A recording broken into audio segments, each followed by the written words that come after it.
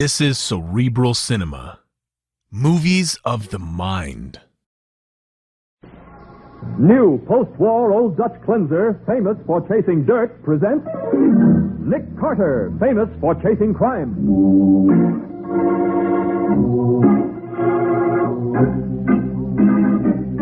Every week at this time, two great names are joined as new post-war Old Dutch cleanser brings you one of the most resourceful and daring characters in all detective fiction, Nick Carter, Master Detective.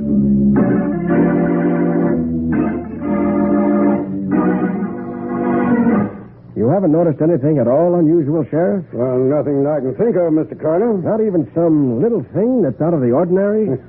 Well, the only thing I've seen different is that a lot of folks who never wore glasses are wearing them now. Hey, wait a minute, Sheriff. You say lots of folks have suddenly taken to wearing glasses? That's right, Mr. Carter. Sheriff, that's the answer I was looking for. New glasses. Come on. Come on, where? To catch a murderer, and there's no time to lose. And now, the case of the failing eyes. Today's adventure starring Lon Clark as Nick Carter, brought to you by new post-war Old Dutch cleanser.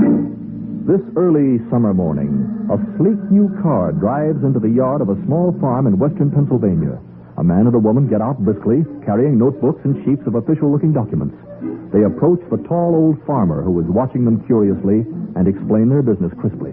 Good morning, sir. Morning. I hope we're not intruding. Permit us to introduce ourselves. My name's Blake, and this is Miss Ransom. Good morning. Morning, ma'am. We're research experts for the Federal Foundation, Mr.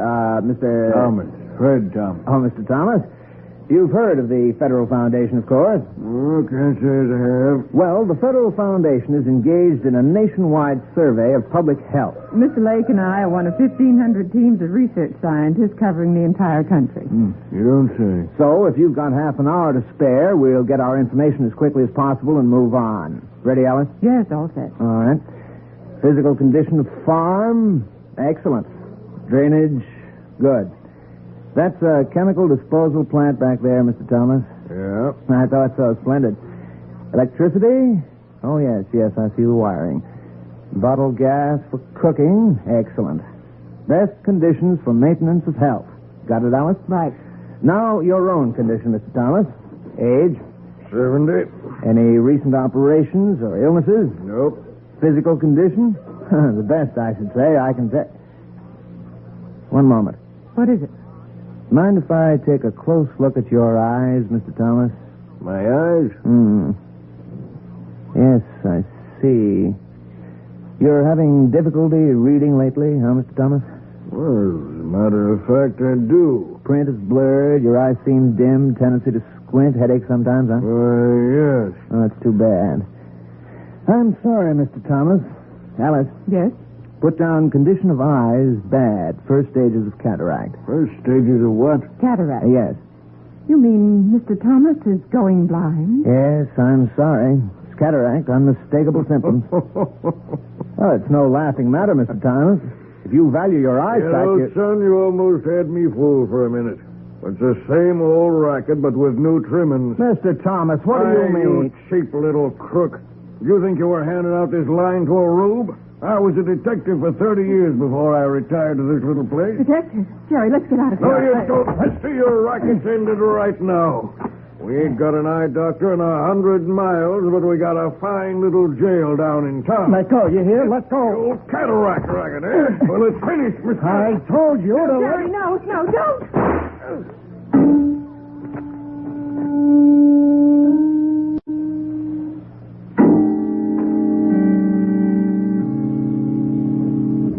What's the letter say, Patsy? It says, My dear Mr. Carter, in accordance with your wishes, I'm keeping you in touch with news about your old friend, Fred Thomas. I'm very sorry to tell you that Fred is dead. Dead?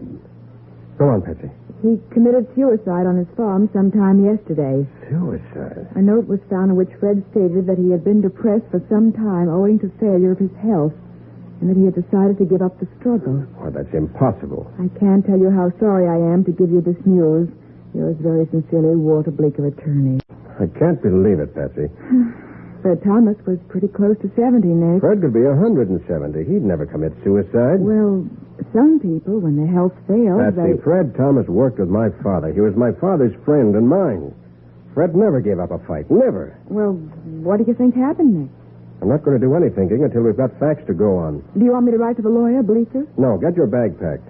We're driving out to Westville at once. Come in.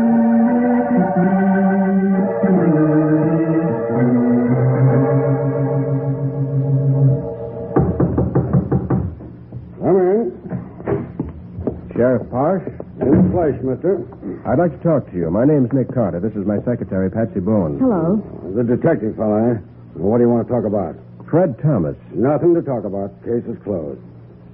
Well, Sheriff, I'm not exactly satisfied with the facts as they stand. You're not, eh? No, I'm not. Well, ain't that too bad? Look, Mr. Nick Carter, we've got a small police department here. Not exactly fancy like your big city outfits, but we know our way around. I'm sure you do. So if you've got any idea of making a big show down here... Excuse me, Sheriff. I don't like to interrupt, but you don't understand. I've come down here to cooperate and help.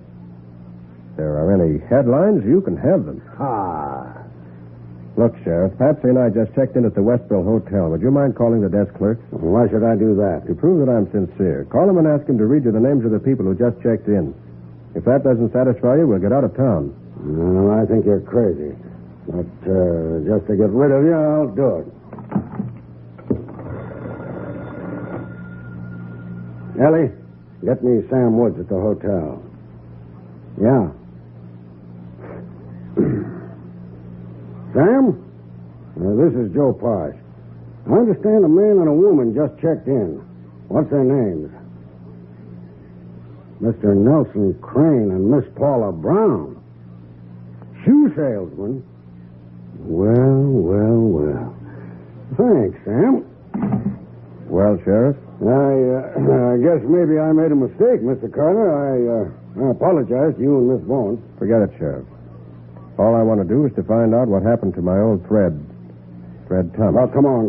We'll go out to Fred's farm right now. And by heaven, if you earn any headlines, I'll split them with you.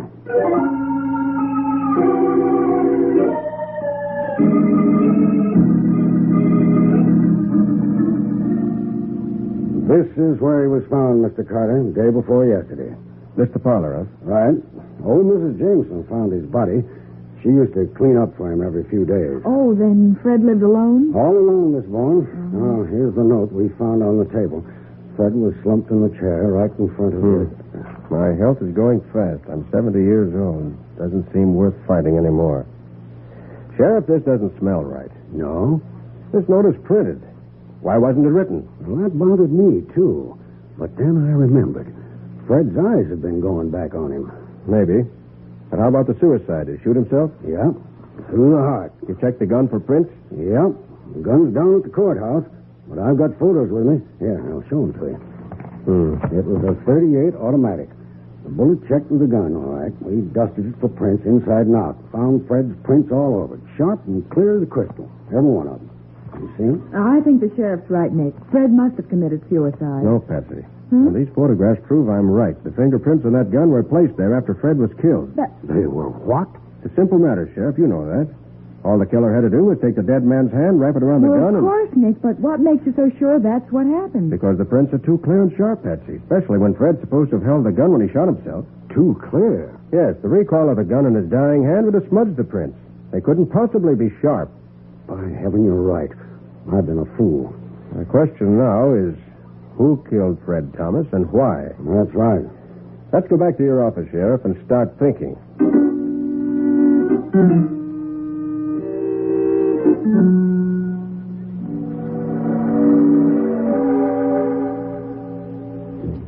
Sheriff, you say Fred had no enemies at all in Westville? Not one. He was a fine man, and everyone liked him. And you also say he had nothing worth stealing. No, nothing was stolen. And it gets down to this. Fred must have come across something new, something bad here in Westville. Whatever that was, he was killed as a result. We've got to find what it was. You name it, Mr. Carter, and we'll find it. So, Sheriff, you're the man to call the turn now. I am. How? Well, have you noticed anything new or different or unusual about Westville recently? Suspicious strangers passing through, new businesses, anything? Well, I can't think of nothing. At least nothing suspicious. Not even some little thing that's out of the ordinary? Well, the only thing I've noticed recently is that lots of folks who never wore glasses are wearing them now. Hey, wait a minute, Sheriff. Wait. You say lots of folks have suddenly taken to wearing glasses who never wore them before? That's right. Why, even old Jem Small's got a pair. Why do you mention Jem Small particularly? Well, because he'd be the last fella I'd expect to see wearing glasses. Why, Wait a minute. I wonder where Jem got them specs he's wearing. Well, he probably bought them at the oculist, same as anyone else. That's just the point, Miss Vaughn. There ain't no oculist in Westville. Well, if there's no... When anyone wants glasses, they drive the 16 miles over to Garytown. Well, Jem's been laid up for the last 2 months with a lame back. Well, he couldn't get to Garytown. Maybe he bought them by mail. Not Jem Small. He'd want to see what he's buying first. Sheriff, I think you've given me the answer I was looking for. New glasses. I don't get you. Let's go ask Jem Small about it. There's just one chance in 100 that this is the something new that killed Fred Thomas.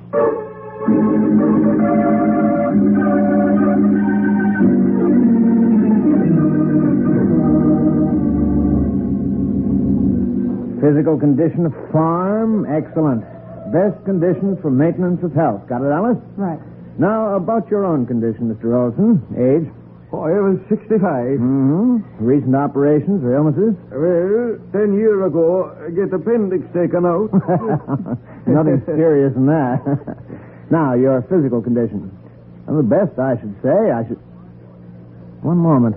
What is it, Jerry? Do you mind if I take a close look at your eyes, Mr. Olson? My eyes? Mm-hmm. Yes, I see. You're having difficulty reading lately, huh? Prints blurred, your eyes seem dim, tendency to squint, headache sometimes, huh? Yeah, that is right. Oh, that's too bad. I'm sorry, Mr. Olson. I've got bad news for you. Bad news? Take this, Alice. Mm-hmm. Condition of eyes, dangerous. First stages of cataract. What? Cataract. Yes. You mean I go blind? I'm sorry, but it looks as if you... No, not blind. I cannot go blind. Better I kill myself. Oh, it's not as bad as all that, Mr. Olson. Mister, you and that lady, you scientific people from from... The Federal Foundation. You know science. You know about eyes.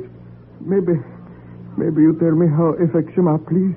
Well, there is a cure, Mr. Olson. Oh, yeah, tell me. The Federal Foundation elixir. Alice, get a bottle. Right, Jerry. Now, this treatment, when taken with the special foundation glasses, retards the progress of cataract. Oh, yeah, that is good. Unfortunately, it's a difficult formula to prepare, Mr. Olson. It's rather expensive. How much? $100. $100? If the price is too much for you, Mr. Olson... No price too much to pay for eyes. I pay. You wait here. I got money from home. Get a pair of the foundation glasses, too, Alice. Wind southwest 24 miles an hour. Barometer 29.91 and falling. Darn it.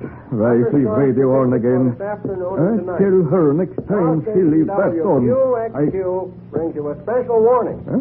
Sheriff Parsh, in association with Nick Carter, warns all citizens to be on the lookout for two crooks now working the cataract racket in this county. That's all right. A man and a woman claiming to be representatives of the Federal Foundation are working through the farms and selling bogus cures for imaginary cases of cataract. Imagine Any it. information as to their whereabouts should be phoned directly to this station. A reward of $1,000 will be paid. By Jiminy, I get them and I get the reward, too. Hello, Mrs. Schultz. I want to call radio station right away. Yeah, I hear announcement. I think I win reward.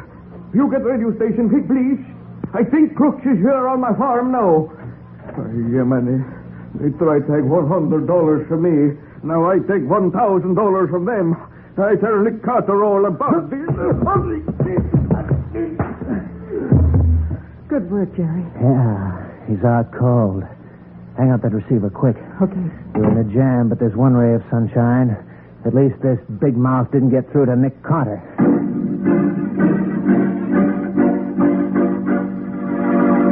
The two crooks stand over Olson's body, and Nick is 70 miles away. We'll see what happens next in just a moment.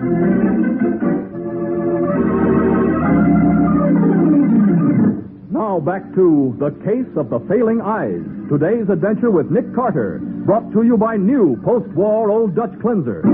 It's 4 o'clock in the afternoon. Heavy thunderclouds are slowly covering the sky as Nick's long black convertible scorches down the roads, eating up the miles to Olson's farm. How much further, Sheriff? Just a few more minutes, Miss Bourne. You know, Nick, I keep thinking about that phone call to the radio station. People kind of make fun of the way local phone operators in the country gossip and listen in to local conversations. Yeah. But if that Mrs. Choate, you know, the local operator, hadn't been in the habit of listening in on what people were saying, she wouldn't have been able to relay Mr. Olson's message to us. Well, I'm still worried about Olson. Why, what do you think happened to him? I'm afraid the crooks overheard his call and shut him up. Ease up, Mr. Carter. Here's Olson's place. Golly. Thank heaven that's over. 70 miles in 73 minutes. That's traveling. Oh, it sure is. Come on. This is Ed Larry here, local police officer. Hi, Ed. Hi, Joe. Finally got here, did you? Yeah, this is Nick Carter and Miss Patsy Bourne. Ed Larry. How do you do? How's Olson, Mr. Larrow? We don't rightly know, Mr. Carter. Now, what do you mean? Seems like he ain't around nowhere, Mr. Carter. Seems like he's disappeared.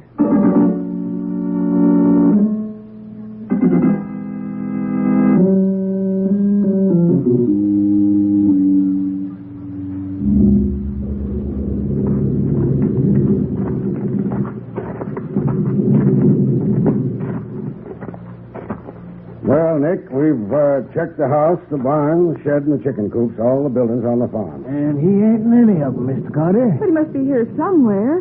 I'll tell you what, Mr. Larrow. Suppose you have your men check the rest of the farm. Search all the ditches, gullies, the brook back of the orchard, and so on.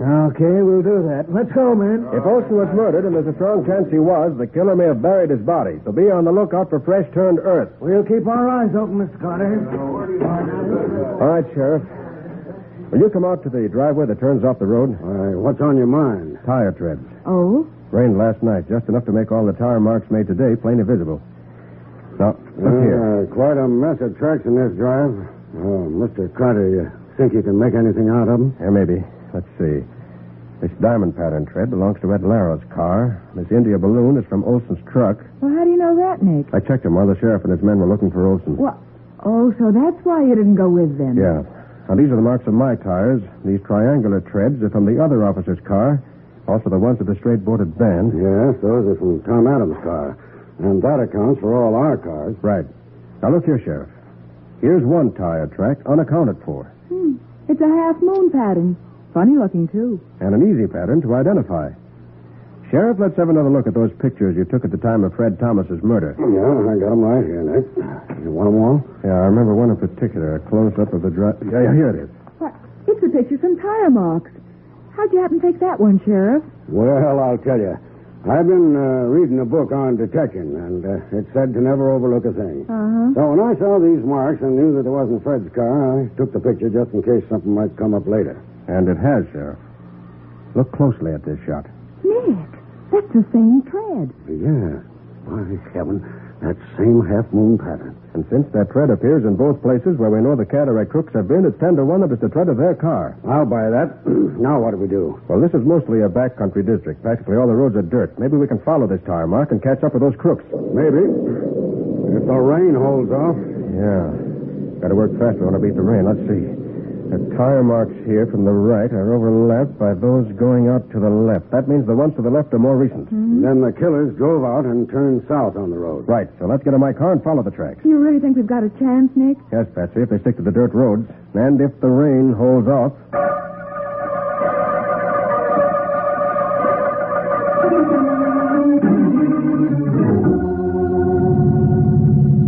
Straight ahead, Mr. Carter. Straight ahead. I can still make out the half-moon pattern. They've certainly been weaving in and out of the back roads. Probably Ed Larry should take credit for that. How so? He set up roadblocks in the 10-mile circle right after I spoke to him on the phone. Good man. That means our friends are running in circles trying to find a place to break Left, through. Nick, left. See? Oh, yeah. Thanks, Patsy. Oh, doggone it. What's the matter, Sheriff? The rain's starting. Oh, sure it has. If we don't overtake them before the next fork or crossroad, I'm afraid they'll get away. Unless the roadblocks stop them. Mr. Carter, look up there ahead. Why, there's smoke. Yeah, black smoke. What does that remind you of, Sheriff? Why, burning oil or gasoline. Hey, Them crooks couldn't have cracked up running away, could they? We'll see in a moment. Hold on. Right. Well, it's a car, all right. Down in the culvert. Come on. Oh, good grief, look at it. Pretty well burned out. Must have crashed at least an hour ago. Yeah. Watch your step, Patsy. I'm all right. Hey, look. 2 bodies inside. Badly burned. Well, looks like a man and a woman. Oh. 2-door sedan, searchlight on roof, fog lights over bumper, last 2 numbers on license plate, 59. That all checks with what Jen Small told us, Nick. Yeah, it's the killer's car without any The question. whole front end smashed in. Yeah, looks like death caught him before we did. Hey, give me a hand with this door, will you, Sheriff? All right, force it open. Oh, a man and a woman. That's about all we can say now. Have to check further for identification. Looks like the remains of books and bottles here in the back seat. And what's left of a lot of spectacles, too. Well, I guess nobody'll ever drive in this car I again. don't know that anybody will want to drive it. Them 2 crooks don't need a car no more.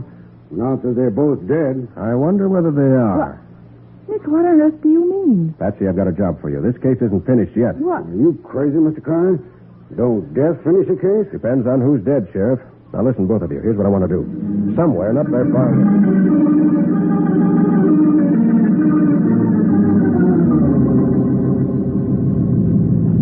Golly, it's getting so dark, I'm getting all mixed up. Nick said to cover all these back roads, but I don't know where I've been and where I haven't. These dawn roads twist and turn like a labyrinth. Gee, I wish Nick were here. I'd like to ask him whether... Hey! Golly. Get off the road. You want to get knocked down? But let go the door. Move out, sister. What in the world? It's a gun, sister. Get out of the car. You... I've been waiting 2 hours for an easy mark to come along, and you're it. The car belongs to me now, lady. You won't be needing it anymore.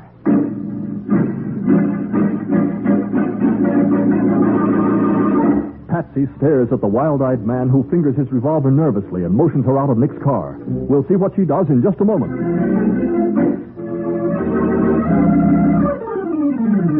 Now for the conclusion of The Case of the Failing Eyes. Today's adventure with Nick Carter, brought to you by new post-war Old Dutch Cleanser. On a lonely country road, Patsy crouches behind the wheel of Nick's convertible. The armed man who has stopped the car shifts his gun to his left hand, reaches through the open door, and grabs Patsy. Come on, you heard me. Get out. No! I'd just as soon let you have it now, sister. You're the Only cataract man, aren't you? How do you know? From the description. That tears it, lady. If you ever had a chance, it's gone now. Come on. Oh, Nick! He can't help you now. Come on, let's get off the road. I don't want them to find you right away. Just a couple of hours in your car is all I need. Nick, where are you? Don't be a fool, sister. Yelling won't help none. There, it's far enough. Oh. I'm not going to waste time, sister. This is it. Down, Patsy, down. What the... Oh, Nick, oh, golly. I'll go looking for that gun, friend. It's probably buried in poison ivy. You hurt your Patsy? No. It's just my heart. It won't start again. Oh, I'm sorry. I got all tangled up trying to get out of the luggage compartment. Well, my friend, the racket's finished, and you're... You dirty... No names, please. After all, I could call you a 3-time killer, swindler, thief, and all-around crook, but I won't. I'll just call you a jailbird.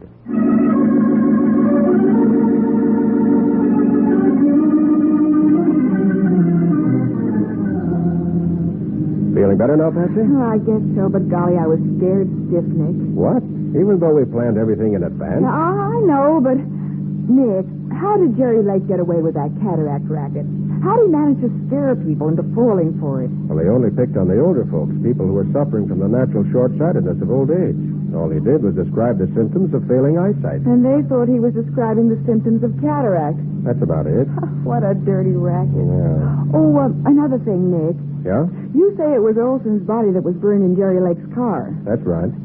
You see, Jerry murdered the girl he worked with and left her body and Olson's body in the car when he burned it. Yeah? He figured by making us think he was the one who died in the phony wreck that he could get clear. Well, you said you knew it was a phony accident because the car was still in low gear. Well, I certainly did. If the wreck had been on the level and they'd gone off the road while they were driving along, the car would have been in high gear. I didn't notice what gear it was in. I just saw the dead bodies, and that was that. Well, that's what most people think. They look, but they don't see. Just like Jerry Lake. What about Jerry? He couldn't see that when he put Fred's fingerprints on the gun, he was really putting the finger on himself. As a result, he's going to get well acquainted with the electric chair, which is as it should be.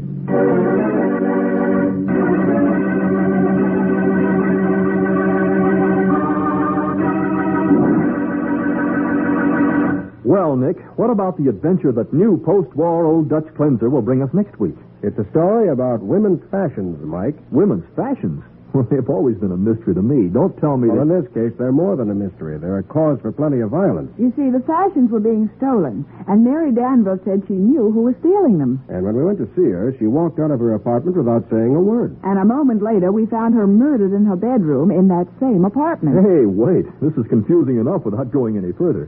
What do you call this adventure, Nick? I call it The Case of the Quiet Roommate.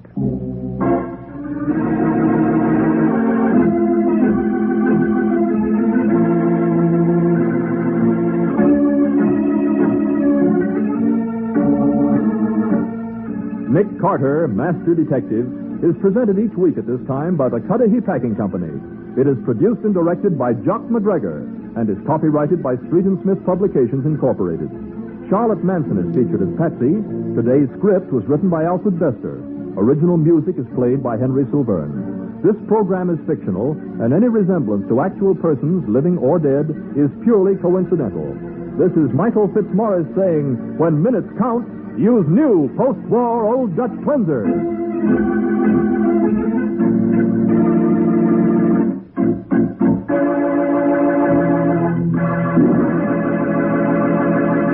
This is the Mutual Broadcasting System. Cerebral Cinema hopes you have enjoyed this movie of the mind.